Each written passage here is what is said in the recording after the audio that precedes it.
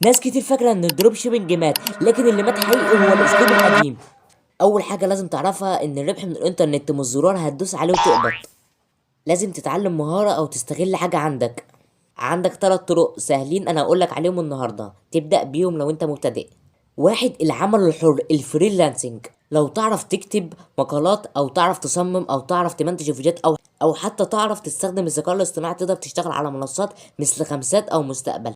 تاني حاجة اقولك عليها النهاردة هي صناعة المحتوى. تصور فيديوهات مفيدة او ترفيهية مثل شروحات، معلومات دينية او قصص او حتى يومياتك، ومع الوقت هتكسب من الاعلانات. تالت حاجة النهاردة هنقولها هو التسويق بالعمولة. تسوق لمنتجات شركات، ولو حد اشترى من اللينك بتاعك بتاخد عمولة عليها. نصيحة مهمة جدا، اوعى تصدق اي حد بيقولك ادفع فلوس علشان تكسب بسرعة. الربح الحقيقي بيبدأ من الصبر والتعلم. لو عايز فيديو اشرح فيه طريقة واحدة خطوة بخطوة اكتب لي في الكومنتات ابدأ، وانا مش هتأخر واصوره على طول. لو عايزين اصور لكم طريقة واحدة بس من الطرق اللي انا قلت عليهم.